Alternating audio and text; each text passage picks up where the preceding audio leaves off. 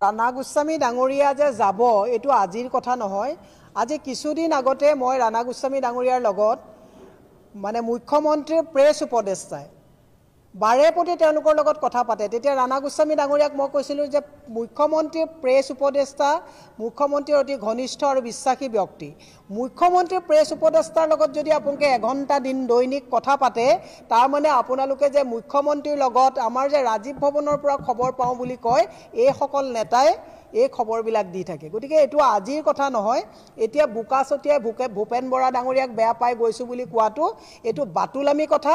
Actually এখেতসকলৰ অৰিজিনটো যদি আপোনালোকে চায়, মানুহক আপুনি যিমানেই যি নকওক, সেই যে দৌৰা ধপৰাৰ যিটো প্ৰেক্টিছ, সেই প্ৰেক্টিছটো তেওঁলোকে আকৌ পুনৰাবৃত্তি কৰিছে। গতিকে তেখেতৰ হিমন্ত বিশ্ব শৰ্মাৰ লগত তেখেতে নহয়, আৰু 2-4জন মানুহৰ সম্পৰ্ক আছে, আমিও জানো।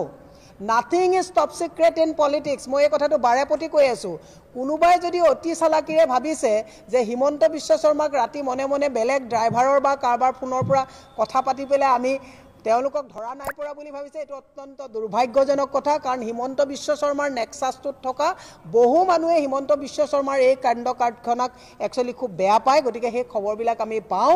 গতিকে ৰাণা গোস্বামী ডাঙৰীয়া ভূপেন বৰা ডাঙৰীয়াৰ লগত কিবা লাগি পেলাই যে গৈছে, এইটো নিমিত্ত মাত্ৰহে। তেওঁ হিমন্ত বিশ্ব শৰ্মাৰ লগত বহু দিনৰ পৰা সম্পৰ্ক বৰ্তাই ৰাখিছে আৰু সেই সম্পৰ্কৰ বহিঃপ্ৰকাশ এতিয়া কৰিছে।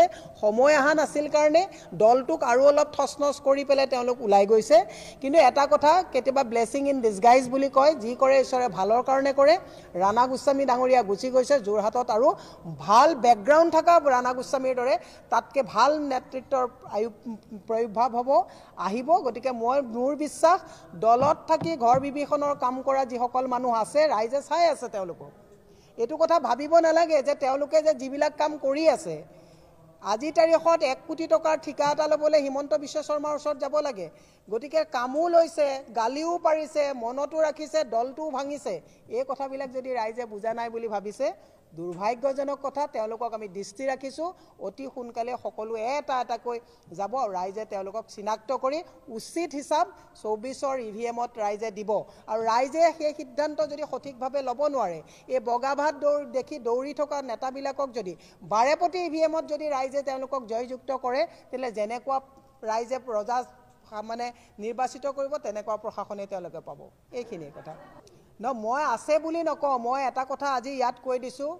এটা কথা আমি কৈছোঁ, আমি ভূপেন বৰা ডাঙৰীয়াৰ লগতো কথা পাতিছোঁ। ভূপেন বৰা ডাঙৰীয়াও যথেষ্ট সন্মুখৰ পৰা চেষ্টা কৰিছে দলটোক একত্ৰীকৰণ কৰিবলৈ। কিন্তু আপোনালোকে গম পাব, আৰু 2-4জন মানুহ যাব। আজি যেনেকৈ পীযুষ হাজৰিকাৰ টুইটটোত আমি ক'লোঁ যে আমি পীযুষ হাজৰিকাৰ লগত হিমন্ত বিশ্ব শৰ্মাৰ নেক্সাছৰ লগত নাই, সকলোৱে স্থিতি স্পষ্ট কৰাটো ভাল। এই স্পষ্ট কৰি দিলে ভাল হ'ব। আৰু মই এটা কথা কৈছোঁ, বিধায়ক উন্নয়ন পুঁজিৰ কাৰণে এইটো একো অনুগ্ৰহ হিমন্ত বিশ্ব শৰ্মাই কৰা নাই। বিধায়কৰ উন্নয়ন পুঁজিৰ কাম দিবই লাগিব। যিসকলে বিধায়কৰ বা সমষ্টিৰ উন্নয়নৰ অজুহাত দেখুৱাই পেলাই দলত এইটো দলৰ পৰা সিটো দললৈ গৈছে, তেওঁলোকৰ সমান চতুৰ মানুহ কোনো নাই। কাৰণ তেওঁলোকে সমষ্টিৰ উন্নয়নতকৈ বিধায়ক হৈ তেওঁলোকৰ পৰ্বত সমান যিবিলাক সম্পত্তি আজিৰ তাৰিখত অৰ্জন কৰিছে, ৰাইজে চাই আছে যে এওঁলোকে সমষ্টি উন্নয়নৰ কাৰণে শৰণাপন্ন হৈছে নে নিজে ED CBI কৰিবলগীয়া ৰাইজৰ টকা পইচা আত্মসাৎ কৰি নিজে বাচিবৰ কাৰণে হিমন্ত বিশ্ব শৰ্মাৰ ভৰিত শৰণাপন্ন হৈছে। ৰাইজে দৃষ্টি ৰাখিছে, আমিও দৃষ্টি ৰাখিছোঁ। মানুহ ইমান বুৰ্বক নহয়, সকলোৱে